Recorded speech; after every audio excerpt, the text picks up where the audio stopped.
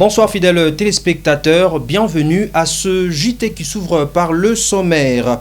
Au sommaire de ce journal de mouvement citoyen, on fait appel à des villes mortes en territoire de Béni. Vous aurez des précisions dans ce journal.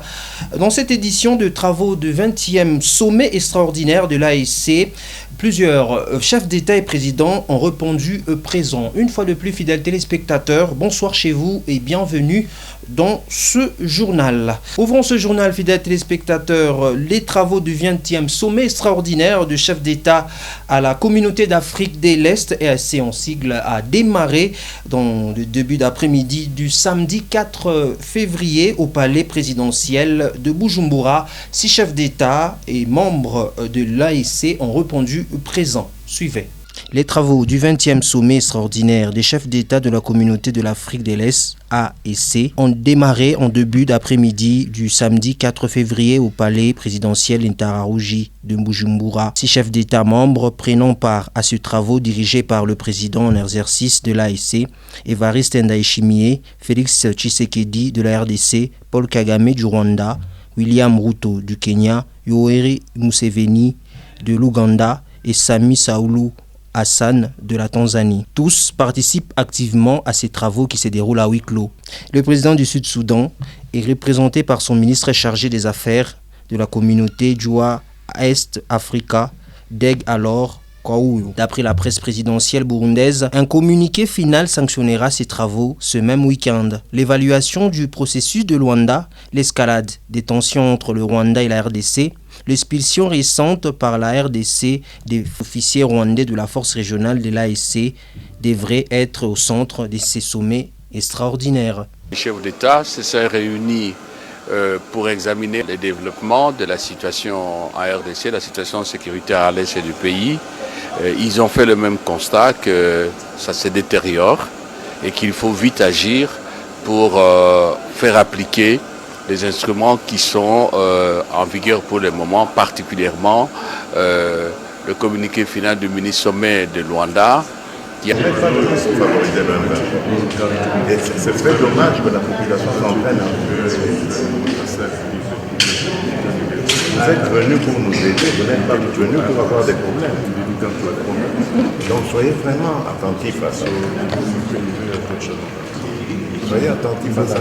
Posez, répondez aux questions que la population, communiquez avec la population. Parlons migration dans ce journal. Bukavu, des centaines de voyageurs congolais interdits à traverser la frontière rwandaise pour Uvira et Bujumbura. En passant par le Rwanda, se sont vus refuser l'accès au territoire de Paul Kagame. Des agents du service de migration du Rwanda en début d'après-midi ont refusé d'apposer des signatures sur les sceaux de visa, question de permettre à ce dernier d'accéder au pays de 1000 collines. Suivez. Des centaines de voyageurs congolais se rendant en Bujumbura et à Uvira en passant par le Rwanda se sont vus refuser à l'accès au territoire du pays de Paul Kagame. Les agents du service de migration rwandais ont en début d'après-midi refusé d'opposer les sceaux qui servent de visa à tout Congolais voulant passer par le Rwanda. Notons que les relations diplomatiques entre la RDC et le Rwanda ne sont pas au bon fixe depuis plusieurs mois, après que le régime de Kigali s'est illustré à soutenir le rebelle terroriste du M23 dans le nord Kivu. La MONUSCO a fermement condamné l'attaque contre l'aéronef de l'emblème des Nations Unies ce dimanche 5 février au nord Kivu. Bilan des faits, une personne est morte et une autre gravement blessée. Elie Lumfwamba nous retrace les faits. Une personne est morte et une autre gravement blessée dimanche 5 février après qu'un hélicoptère de la MONUSCO a essayé de tirer des balles pendant qu'il décollait de Béni. Selon des sources proches de la mission onusienne, cet appareil est parvenu tout de même à atterrir à Goma, chef-lieu du province du Nord Kivu. Rappelons par ailleurs que cet incident intervient moins de 2 semaines après qu'un tir d'obus lancé à partir du Rwanda et visant un avion de chasse congolais avait provoqué une panique à Goma. La MONUSCO a fermement condamné l'attaque contre cet hélicoptère porteur de l'emblème des Nations Unies. La mission onusienne a par ailleurs présenté ses plus sincères condoléances à la famille et au pays d'origine du casque bleu décédé.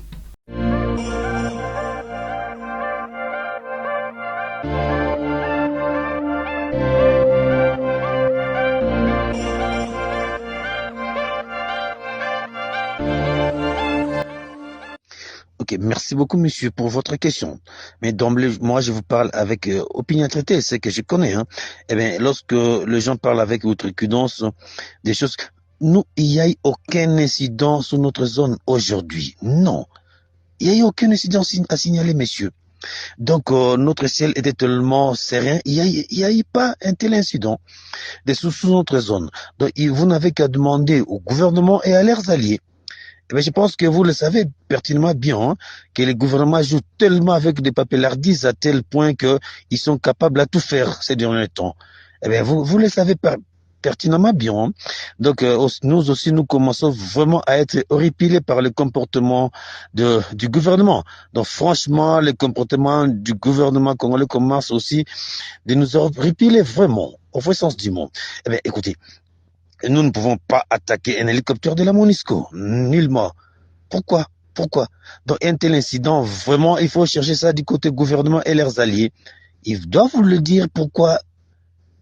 Qu'est-ce qui s'est passé réellement chez eux? Mais chez nous, non.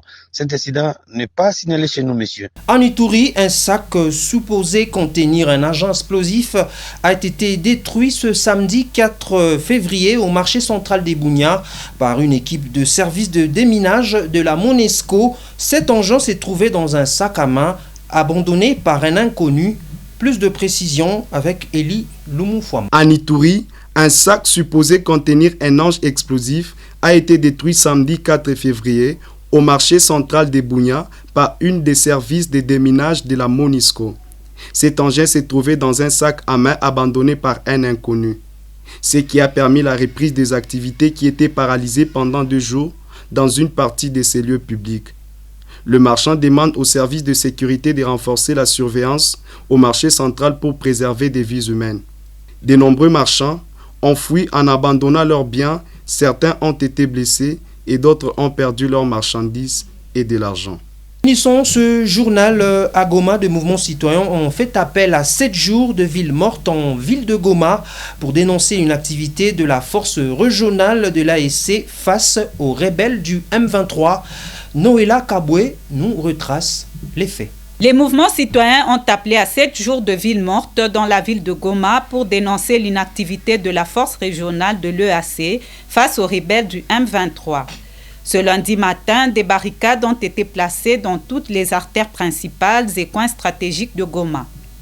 Des boutiques, magasins et lieux de négoce sont restés totalement verrouillés. Leurs tenanciers n'ont pas eu ne serait-ce qu'une seule route pour rallier les lieux de travail jusqu'à 9 h de ce matin. Au rond-point Instigo, par exemple, des manifestations ont tenté de barrer la route au cortège des militaires avant de céder. Ils déclarent catégoriquement ne pas vouloir la présence des militaires de l'EAC en ville. Ils doivent donc se rendre obligatoirement au front, soit rebrousser chemin vers leurs bercailles respectifs. Dixit, les manifestants amassés dans ce lieu aussi stratégique que Goma. Les établissements scolaires également n'ont pas été épargnés et vu la situation précitée, les initiateurs de la manifestation tiennent à ce que cela se fasse tout au moins pendant 7 jours. Ainsi s'achève ce journal, fidèles téléspectateurs. Merci à vous de l'avoir suivi. Au nom de la grande équipe de rédaction, nous vous remercions pour votre attention soutenue. Bonsoir chez vous.